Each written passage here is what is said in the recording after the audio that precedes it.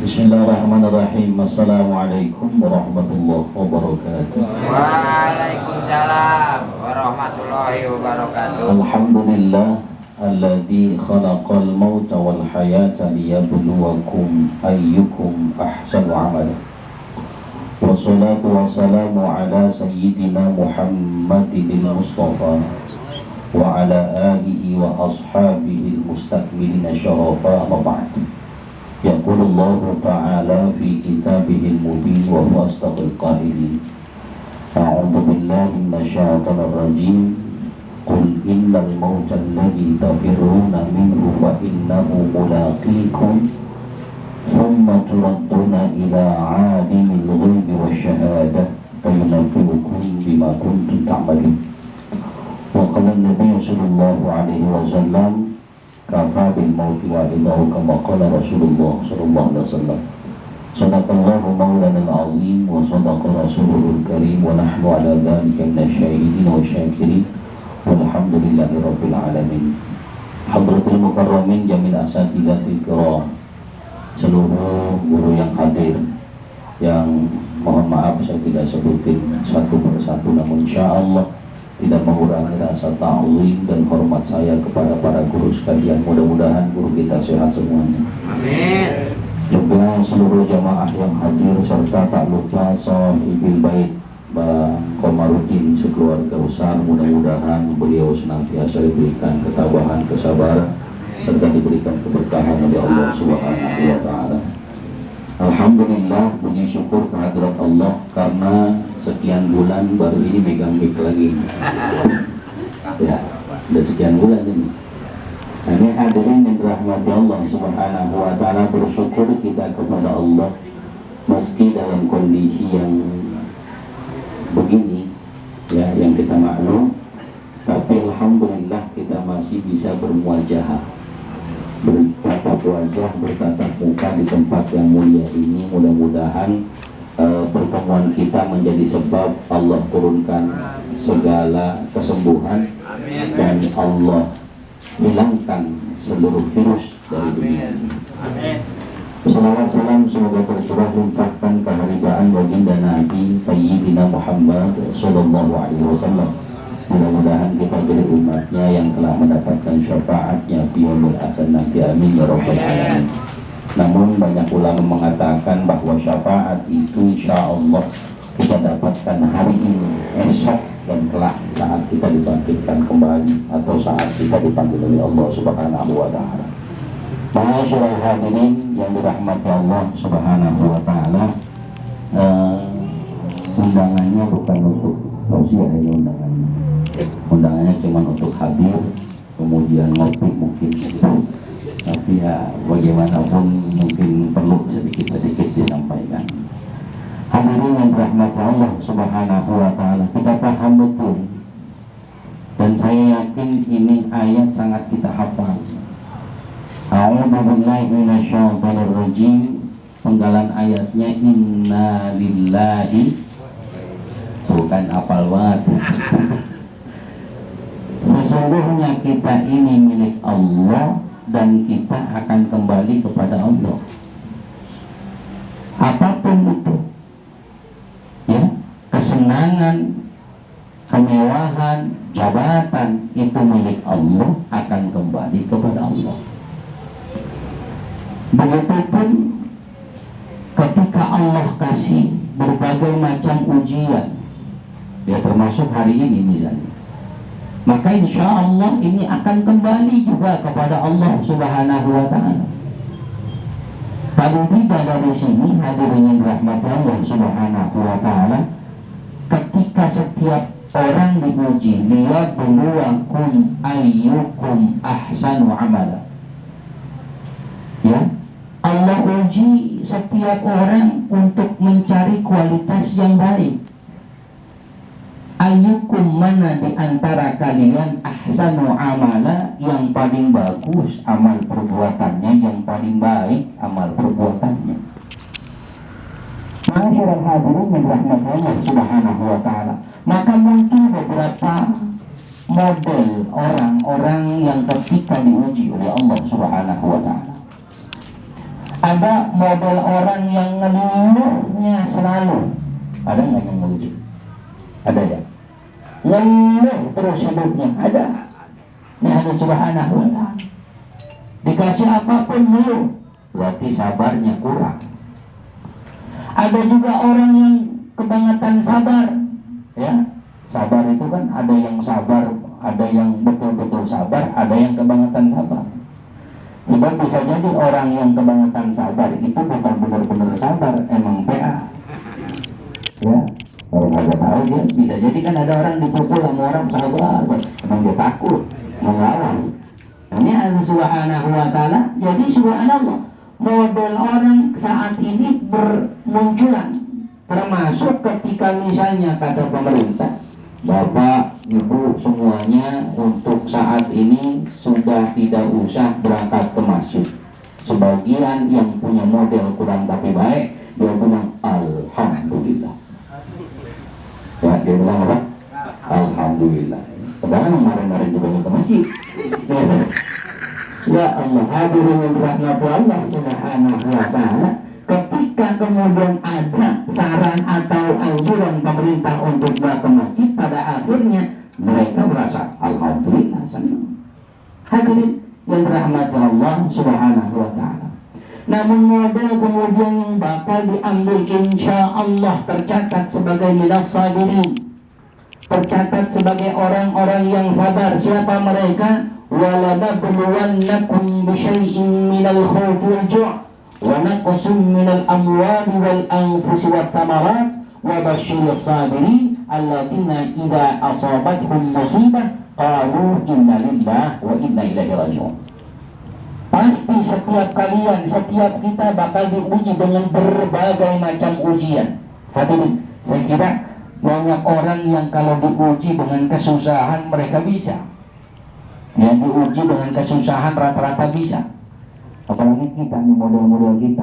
Nih Allah ya Rabbi, dikasih total nggak punya duit pisan nih. Ya Allah, udah mau nyari kerjaan ke sono udah usaha segala macam nggak ketemu, ujung-ujungnya sejadah dicari. Ya keluar sejadah tengah malam, ya Allah berikan rezeki pada saya ya Allah. Kemarin lo kemana aja? Lagi seneng lo nggak pernah ngadu. Nih subhanahu wa ta'ala. Harusnya orang beriman waktu senang terus ngadu sama Allah supaya apa? Nggak ketemu susah. Sebab kalau waktu susah baru ngadu belum tentu ketemu senang. Nah, kalau waktu senang dia senantiasa ngadu sama Allah, insya Allah nggak bakal ketemu susah. Tapi kalau lagi susah dia baru ngadu sama Allah, belum tentu dapat senang. Nih hadirin, ingat nggak nih? Tulis di status itu. Ma'asyiral hadirin yang dirahmati Allah subhanahu wa ta'ala. Masya Allah. Jadi orang-orang yang diuji oleh Allah subhanahu wa ta'ala, dia senantiasa bersabar, senantiasa takwa kepada Allah, ta'at imtithalu awamirillah wajtinabu nawahi, melaksanakan segala perintah Allah, meninggalkan larangan-larangan Allah dalam kondisi apapun. Insya Allah orang tersebut orang yang betul-betul dikategorikan sebagai orang yang sabar. Hadirin yang dirahmati Allah subhanahu wa ta'ala, muncul perdebatan. Ya, misalnya ada yang mengatakan kita bagaimanapun kondisi seperti ini kudu ke masjid, monggo. Sebagian yang lain mengatakan bahwa saya pokoknya tetap nggak bakal ke masjid karena memang MUI fatwanya begitu. Silahkan. Hadirin yang dirahmati Allah subhanahu wa ta'ala, jangan kemudian kita menyalahkan orang yang ke masjid, atau sebaliknya yang menyalahkan orang yang nggak ke masjid gara-gara pandemi misalnya. Kalau emang malas sih boleh kita salahin. Emang malas ke masjid lain lagi itu urusan. Ya hadirin yang dirahmati Allah subhanahu wa ta'ala. Oleh sebab itu hadirin yang dirahmati Allah, tentu setiap ujian yang Allah berikan hakikatnya untuk menaikkan derajat.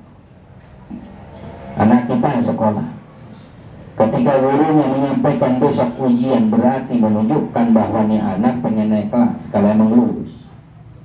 Besok ujian, kalau memang dia bisa menyelesaikan ujian dengan baik, maka dia lulus dengan baik. Maka begitu pun persoalan kita hari ini, hadirin yang dirahmati Allah, ketika Allah uji kita di rumah, di masjid, di musola, di rumah atau dimanapun kita berada, kita tetap bertakwa kepada Allah Subhanahu wa Ta'ala, maka orang yang demikian itu adalah orang yang lulus ujian dari Allah Subhanahu wa Ta'ala. Apa nilainya? Kemudian berarti menjadi takwa dia kepada Allah Subhanahu wa Ta'ala. Lalu apa hadiahnya? Hadirin rahmati Allah Subhanahu wa Ta'ala. Hadiahnya sebagaimana yang kita selalu minta, fit dunya hasanah wa fil akhirati hasanah. Di dunia kita pengen hidup bahagia, di akhirat kita pun pengen hidup bahagia.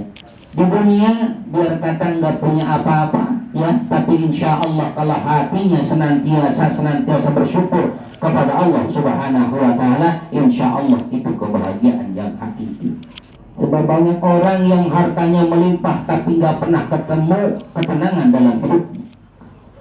Berapa banyak orang yang punya rumah begitu mewah, kemudian punya kendaraan berat, ya, punya segala hal dia, tapi hidupnya tidak pernah ketemu ketenangan, maka orang yang begini ini belum ketemu bahagia.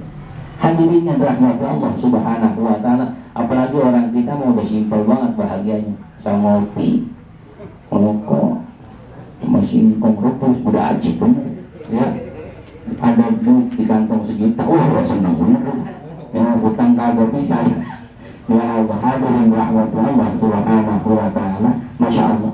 Ketika nanti dipanggil oleh Allah, karena bagaimanapun setiap kita pasti bakal menemukan namanya kematian.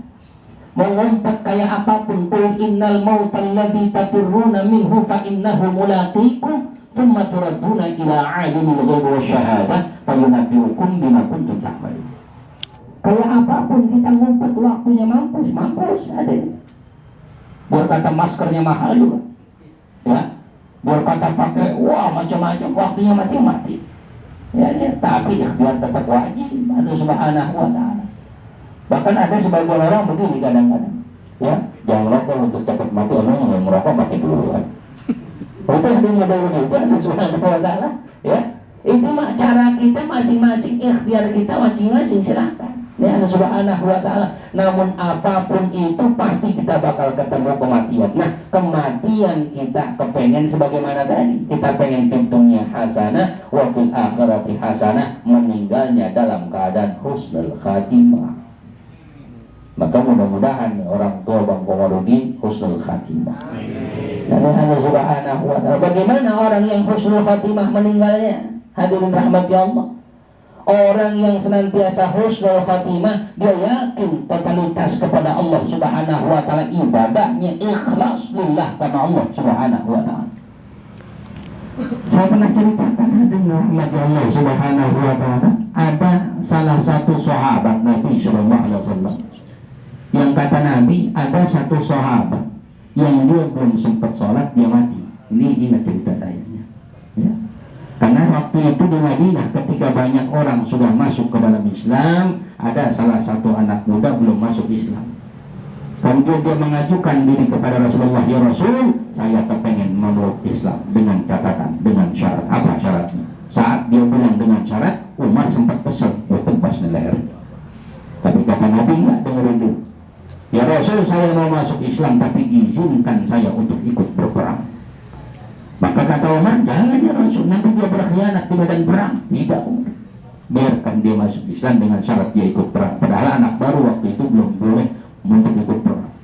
Subhanallah, ketika dia sampaikan asyhadu an la ilaha illallah wa asyhadu anna Muhammad Rasulullah di hadapan Rasulullah sallallahu alaihi wasallam, enggak lama dia ikut berperang, baru mulai perangnya dia mampus. Baru mulai perangnya, dia meninggal di medan perang, dia wafat di medan perang. Allah Subhanahu wa Ta'ala, selesai perang Rasulullah bilang, ada satu sahabat yang belum sempat sholat tapi sudah masuk surga. Ada yang mau begitu?